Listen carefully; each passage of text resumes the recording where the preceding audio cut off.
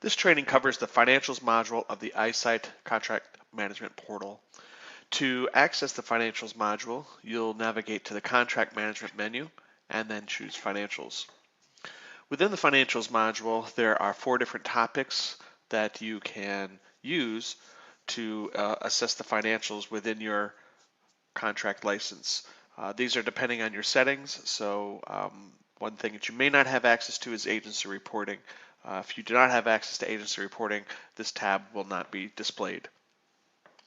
So let's start out with cost analysis. The cost analysis functionality within financials will show you information relating to your actuals, which will be sent to your iSite data warehouse from your accounting system of record. So we'll start out with the task cost summaries analysis tool. The task cost summaries tool will give you a listing of all of the tasks that you have permissions to view, and will be showing you information such as actuals versus planned for a specific financial month that you're looking at, as well as a range. And there are various display options that can be controlled as well. Currently, I'm showing the variance display. So I'm showing actuals versus planned for this selected month, a dollar variance and a percent variance. Also showing a range of dates here for actuals versus planned. The contracted date happens to be selected, and I'll show you how to change that in just a second. Once again, it's important to note that you'll only be able to see the tasks that you are authorized to see. So you may see less tasks than what others may see, and that's basically just due to the fact of the tasks that are assigned to you. So let's start with the ribbon bar for the task summaries page. So on the task summaries area, you'll see the filters section. So if you'd like, you can actually enter in a text string here to search either the task name or task description, and that will filter your tasks down to that value. Also, you'll notice this range selection function. This range selection function will control the data that is visible in these 2 columns here. So right now I have contracted date. If I want to change that, I can choose by some predefined ranges. So if I want to go contract year to date, I can do that, and you'll see the data change accordingly. If I want to go by predefined range by, say, choosing a specific contract year or calendar year, I can do that, or I can put in my own custom range if I want to. You'll also notice a couple other filters that are related to tasks. So if I want, I can choose to view all the tasks that are visible to me, or I can only choose to view active or inactive tasks. So if I want to filter out any of the inactive tasks, I'll just choose the active tasks filter here. That way anything that's inactive won't be cluttering my display. On the financial month panel, you'll notice some navigational elements here. So you can select a financial month from the selector here. You can go all the way to the very beginning of the contract if you wish.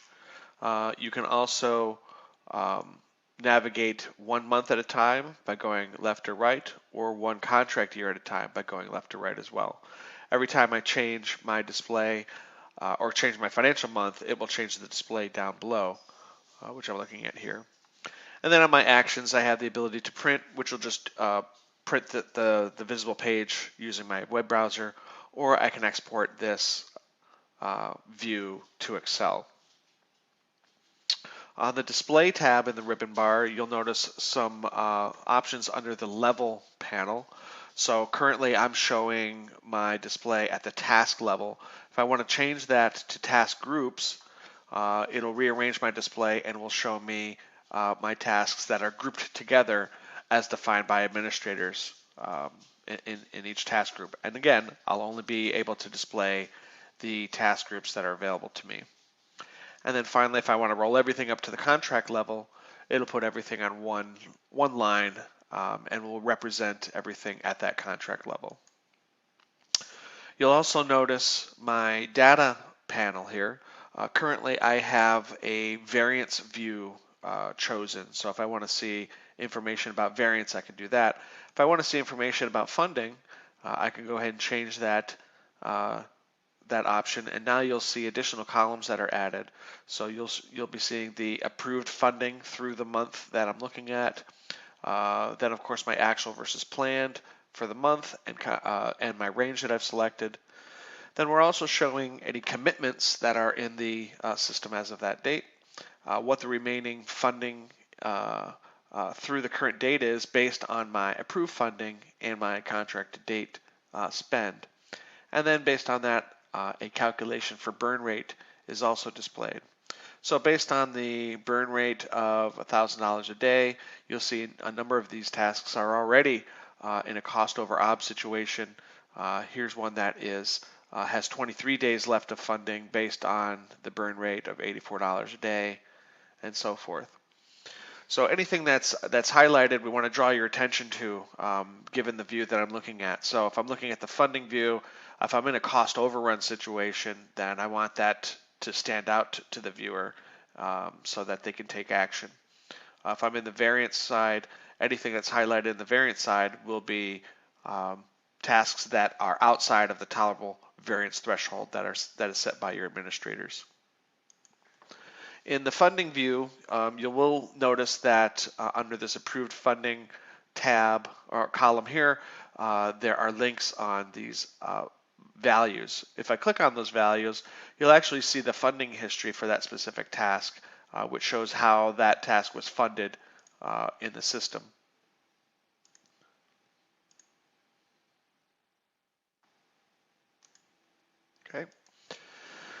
Okay, so now let's go back to our, no, let's stay here actually.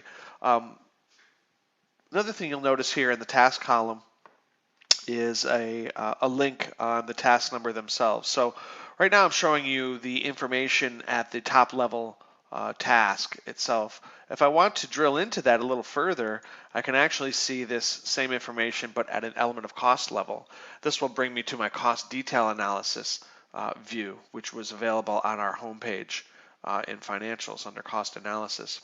But now I'm looking at this data in a element of cost level.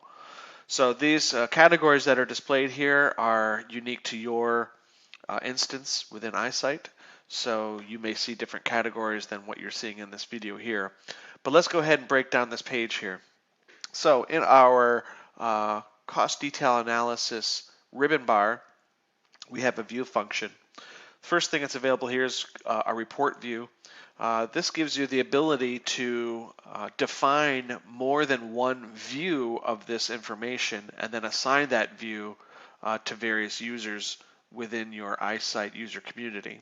So if I wanted to repackage this information, let's just say I wanted to collapse all of my ODCs into one line, or if I wanted to hide some certain things from certain users, I can set up a different view for this cost detail analysis, assign it to various security groups, and then that view would be available to those folks.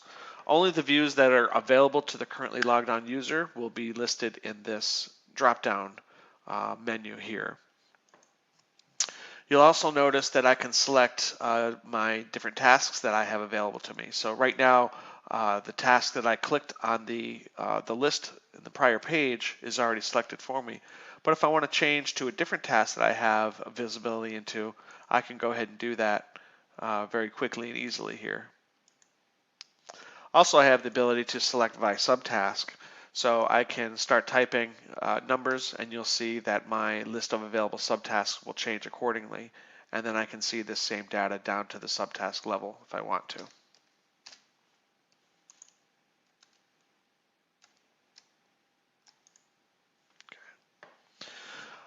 In the financial month panel, the same applies as in the prior screen, so I can navigate to any financial month in the contract. I can go backwards or forwards a month, or I can go backwards and forwards by contract here. Range selection works the same way as the prior page, where I can select and choose what I want to display as my range. Here I can show tasks or task groups, just like in the other panel.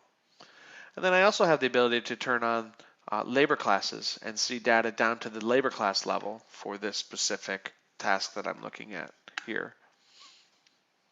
I also have the ability to print export to Excel just like the other page.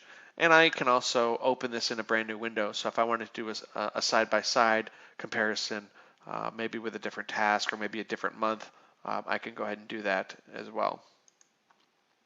So looking at my display down here, you'll notice a couple items that have links to them.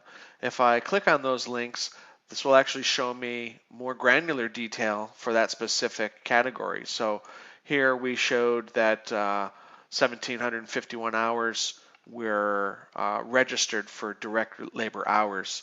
If I scroll down, you'll notice that each of these transactions here represent the total that is listed here, and they should match exactly, which they do. Any number in the actuals column that has a link will be able to be clicked on and show the details for that specific function. It's important to note that those detail transaction list can be turned on and off on a per element of cost level, and they are only available in the actuals column for the current month. Okay, scrolling down a little further, you'll see some more information relating to the task here. So I have the ability to view the roles that are assigned to this task, and if I want to send an email to these folks, I can just go ahead and click on their name and an email will be sent. You'll also notice there's a pending transactions function here. Now, pending transactions are basically temporary records that may contain costs that aren't yet realized. Now these are, because they're pending or temporary, they're only available when you're looking at the current month. So if I change my view to the current month, these are the 4 different types of pending transactions that you can convey here in your cost detail analysis. So we can show a list of commitments, we can show unposted labor, not only dollars but hours, any PRs that are in process, and any travel that's in process. If this data is sent to iSite, you'll be able to display this pending transactions functionality within this cost report here. And this pending transactions functionality can be turned on or off via the admin settings. So if I want to show just commitments or maybe just PRs in process, I can choose just to show those, or I can turn them all off if I want to. You'll also notice too that these are linked. So if there were values to show here, if I was to click on those values, or click on this link, you'll be able to see those values that make up these pending transactions. Let me go back to my subject month here. So now if I scroll down a little further, we're showing a funding analysis. So again, we'll show the approved funding through the month that I'm looking at. Again, I can view the details of how this task was funded. My total costs through the month I'm looking at, and that will give me my available funding. Based on my burn rate of about $2,500 a day, it shows that I have 58 days of funding left, which is at a warning status. If I was over 60 days, that would show green. And those thresholds can be controlled via your system administration settings. We're also showing actual versus planned analysis, more of a chart level view as well. So the same type of information that I'm seeing up here, I'm showing in a different capacity down here. So my actual cost versus plan, I'm in an overrun here. Obviously, I'm also in an overrun for my contract to date. Okay. We're showing that a variance explanation was entered for this specific task and month as well, who entered it, what the explanation was, who reviewed it, and so forth. And if I want to, I can open up that variance report, and that'll open up in another window so I can see a little bit more details about what they were looking at when they entered that variance explanation. Here's a historical look at the actual versus planned from the beginning of the first time that this contract actually had costs, or this task actually had costs. If I hover over any of these data points, it'll show me the individual items or the individual values for those points. And then lastly, down below, we show a calculation for work year equivalent. So based on the the actual hours, the number of working hours for the financial month that we're looking at. The work year equivalent for this task was 11.39. So there's a lot of information here right from this page. The nice thing about this page is it's gathering information from many sources, so I don't necessarily have to go to the funding area to find out about funding, or I don't have to go other places to find out about commitments or anything like that. I can see all this at a glance. So this is not so much of a report, but it's more of an analysis tool to be able to slice and dice my data a couple of different ways in methods that are popular to most users of iSite. So let's go back to our cost analysis menu here. So we just covered the plan, or the cost detail analysis. So I can drill directly in there if I want from this home page, or I can get to it from that task cost summaries. If I want to look at plan versus actual analysis, this will show you the same type of look, but it'll actually show you for multiple months within a range that you select. So the same things apply here. I can change my view, select a different task, view this data down to the subtask level if I need to, navigate my periods. I can show tasks or task groups, show my labor classes if they're available in this view, print, and then open another window. Again, same kind of information elements here as well: task roles, my funding analysis, historical, planned versus analysis for the view that I'm selecting. But this is a nice way to look at a series of costs versus planned in one place here. You'll also notice I still have the link, so if I want to see details of these items, I can certainly do that right from here if I want to. Okay. And that is the plan versus actual analysis. The various reports we have available, I won't cover these right here, but basically these are reports that are available that deal with cost, actual summary by account codes, actuals transaction by transaction date, and so forth. You see a description underneath each one of those. Any of our reports that we have in the system may have one or more parameters that are requested as well. Sometimes they don't. For instance, this one is asking for a financial month code, so this will likely just filter the data for the financial month code that I selected. But any of these reports are available for you to augment your the tools that we provide out of the box. On the planning analysis side, same type of scenario, same type of look and feel as the cost analysis. The only thing that we're showing here is we're not showing any actuals. So if I was to go into my baseline plan summaries, I'd see the same thing as my task cost summaries, but I'm not seeing any costs here. I'm just looking at planned information. So that's really the only difference here. If I drill into one of these, let me drill into this guy here.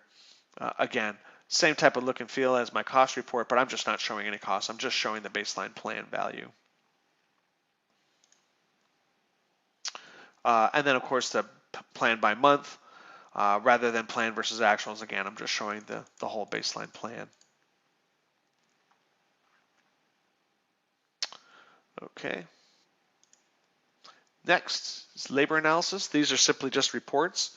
You see the various reports that we have available here. Again, I won't go into each one of these, but reports will show a specific set of parameters based on the report that I'm looking at, and then that report will be generated and displayed on the screen accordingly.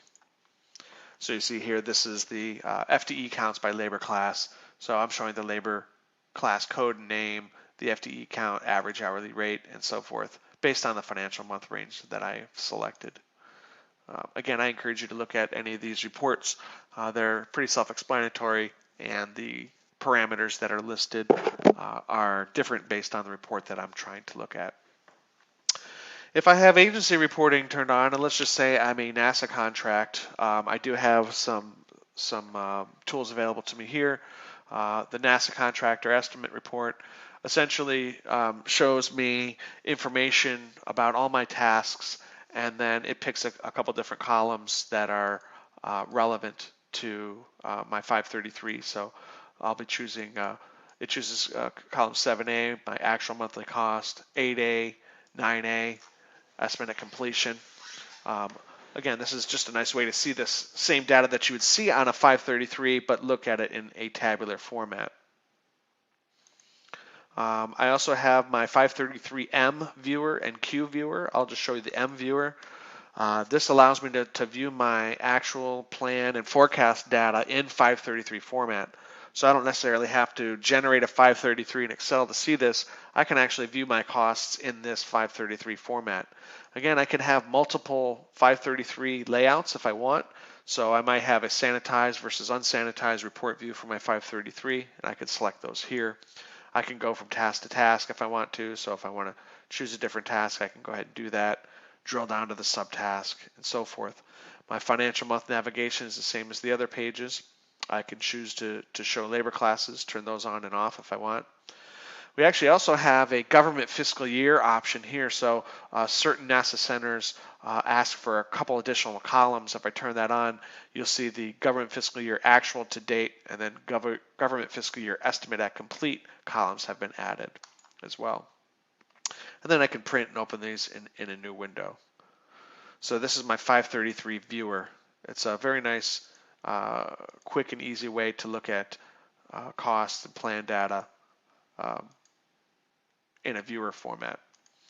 If I actually want to generate my 533 using Excel, we use our creation wizards here. And the creation wizard is just going to guide me through the process. It's going to take me step by step along the way and allow me to create the 533 that I want to create at the end of the financial month. So one thing you'll notice at the top of the screen here, there's a note that says, hey, there are account codes that aren't currently mapped to virtual accounts. What that might mean is you may have introduced additional account codes in your latest actuals upload into iSite, but those account codes have not been mapped to any reporting categories in iSite, and reporting categories in iSite are referred to as virtual accounts. So that's just a heads up that there may be costs that might not be displayed in your 533 here if they haven't already been mapped to a reporting category. I can clear that if I want. Okay, so the first step is to select the type of 533 that I want to create. So there's 5 different types. I can create a contract level only 533, rolls everything up to one page. I can create a 533 by individual tasks. Okay, so if I want to select all my tasks, I can do that. If I want to select a certain number of tasks, I can do that as well. Okay. If I want to say, hey, show me a 533 by authorized viewer, so I can choose my various task viewers, and then this will show the, this will create a 533 subset based on the tasks that those people are allowed to see. Again, I can choose all the tasks that person's allowed to, or individual tasks if I want. I can create a 533 by task group at the individual task level, which means if I'm selecting a different group, it's showing me the different tasks that are assigned to those groups. Okay, and then I can just create the 533 accordingly. So if I choose by task group individual tasks and select those 4 tasks, then it'll create a Excel spreadsheet with 4 tabs on it, which represent these 4 tabs. Conversely, if I want to combine those and I don't want to show the individual tasks that belong to the group, but I want to report up at the group level, I can do this and select whatever group I want. So it'll create a roll-up of all the tasks inside of those groups and create one sheet per selected group. But I'll go ahead and choose my individual tasks. I believe I chose 5 different ones here. Yes. So we'll move to the next step. Next step is my options tab. So I can choose the financial month that I want to create my 533 for. I have the ability here to choose whether or not I want to create a summary tab of the individual tasks that I have already selected in my 533. So for instance, if I selected 5 tasks, it'll create a 6th tab on my spreadsheet, which will be a total of all of those 5 tabs. A couple miscellaneous options I have. I can choose to report my individual task by subtask, which will also create a tab for every subtask that is present for a task. I can choose to show labor class details if I want, and if you remember in the screens you've seen earlier, those will just add individual line items for every labor class that's assigned. And then again, I can show those 2 additional government fiscal year columns if I want to do that, just by selecting these options here. The various manners that I can deliver this 533 are listed below. I can email to myself. I can email to users within the iSite community here. I can email to security groups if I want to. I can provide external email addresses if I want to, so I can do that. I can save it to a document library where if I want to pick a specific library and folder, I can go ahead and do that. And then if I want to download it, it'll download it to my browser. And I can mix and match all of these if I want to. I'm just going to choose to download this file to my browser. Then I can do whatever I want with it afterwards. Okay, the final tab here is just a summary of the choices I've already selected. So I've selected 5 different tasks. I've chose to include a summary tab. This is the financial month that we'll be reporting on. I've not chosen any of those miscellaneous options. Here's how I'm delivering it, and this is the file name that will be created once the file is generated. So I click Finish. iSite will go ahead and crunch those numbers, and then it'll produce a 533 in Excel format available for me to download. That pretty much covers the financials functionality within iSite. One other thing I'd like to mention, we do provide basic financial functionality in the task management area. So if I go to a task list and I drill into a task, there is a financials tab that I can see some information on here. So it'll show my cost report for this specific task that I'm looking at. So again, if I'm managing at the task management level, I can see my financials, my costs or cost details, I should say, right within the task itself, or I can view all that in the financials area of iSite. And that concludes the training for iSite Financials.